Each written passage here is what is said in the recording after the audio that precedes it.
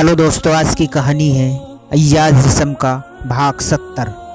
संध्या के सामने रंजीत यह बात पूछने से वह थोड़ा एहसास हो जाती है कि अभी इस बात का क्या जवाब दिया जाए, क्योंकि यामिनी ने चित्रा के कारण कभी भी रंजीत से प्रेम करने की बात नहीं सोची थी। यामिनी रंजीत से प्रभावित भी थी और उसे गर्व भी था कि रंजीत उससे प्यार करता है। वो शादी करने के लिए मरा जा रहा है। रंजीत के लापता होने पर यामिनी को उससे सहानुभूति हो गई थी।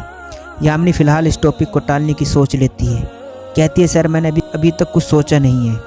आपके लापता हो जाने से आपकी सही सलामती की ईश्वर से कामना करती रही। मेरी सहानुभूति आपके साथ थी। ईश्वर ने आप आखिर मेरी सुन ली। अब आप स्वस्थ हो जाइए। मैं पुनः इस बीच आपके प्रस्ताव पर विचार करती हूँ। यामिनी के जवाब से रंजीत संतुष्ट हो जाता है और कहता है, हाँ, उसके बाद की परिस्थितियाँ मेरे विपरीत हो गई थी, जिसके कारण मेरे प्रस्ताव को तुम भूल गई होंगी। चलो कोई बात नहीं, अब मैं आ गया हूँ। यामिनी, मेरे प्रस्ताव अभी भी वही है। यामिनी कोई रिप्लाई नहीं देती, सिर्फ मुस्कुराते हुए सर हिला देती है। संध्या मोबाइल में सिम डाल चुकी थी। रंजीत को देते हुए कहती है, सर आपकी नई जिंदगी की शुरुआत के लिए ये नया और लेटेस्ट आईफोन बधाई हो। रंजीत संध्या के हाथ से मोबाइल लेकर उसे धन्यवाद कहता है। थोड़ी देर बाद अजीत आ जाता है। अजीत के आने के बाद संध्या और यामिनी हॉस्पिटल से निकल जाते हैं। रंजीत अपने नए मोबाइल में व्यस्त हो जाता है। इधर रात को वनिता अपने पापा के कमरे में जाती है और उसके पापा टेबल पर बैठकर कंपनी के लास्ट क्वार्टर के लॉस एंड प्रॉफिट स्टेटमेंट का स्टडी करते रहते हैं। आठ सुनकर पीछे मुड़कर देखते हैं। वनिता को देखकर कहते हैं, आओ बेटा। वनिता डरते घबराते हुए कहती है, पापा मुझे आपसे एक ज़रूरी बात करनी थी। उसके पापा कहते, ज़रूरी बात? हाँ बोलो, मैं सुन रहा हूँ। वनिता कहती है, पापा मुझे माँ का प्यार बचपन से नहीं मिला, पर आप और भैया ने मुझे इतना प्यार दिया कि कभी मुझे माँ की याद नहीं आई।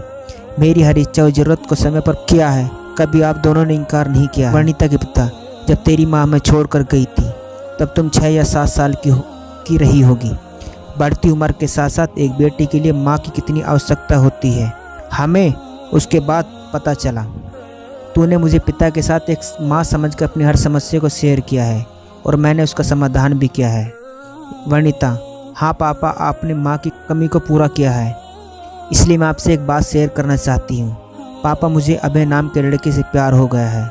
वो मुझे बहुत चाहता है। मैं उससे शादी करना चाहती हूँ। वनिता के पिता कहते, ये क्या बोल रही है बेटा?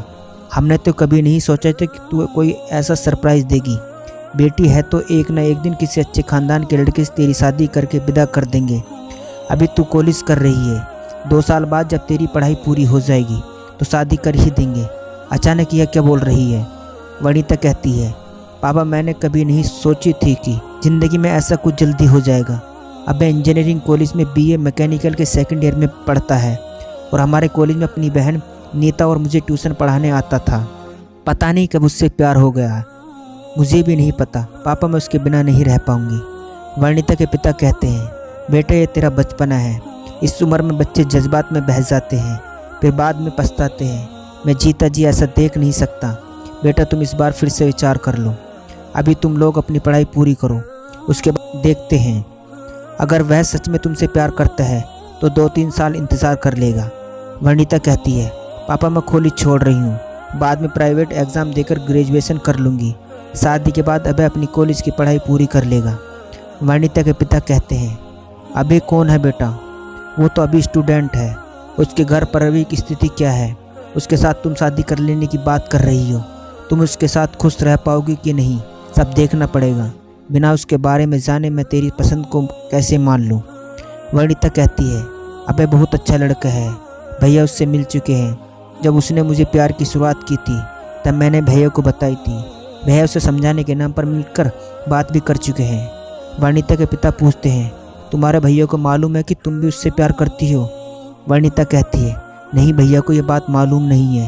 मैं उनसे बात करके बताती, पर वो इस बीच लापता हो जाने से नहीं बता पाई। वनिता के पिता चिंतित हो जाते हैं। वनिता से उन्हें इस बात की उम्मीद नहीं थी।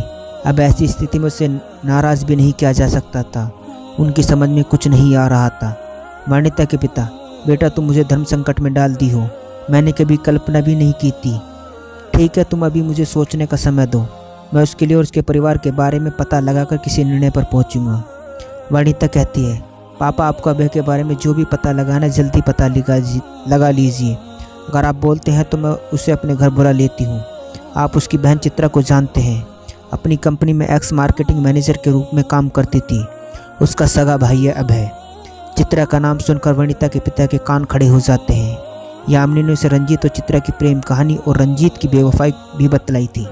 वनिता के पिता अचंभित होकर कहते हैं, चित्रा राजपूत चित्रा का सगा भाई है अभय, क्या होगा आगे? जानने के लिए कहानी का अगला भाग जरूर देखें। दोस्तों, ये था अय्याज जिस्म का भाग 70। दोस्तों, कहानी अच्छी लगी हो तो चैनल को सब्सक्राइब करना ना भूलें।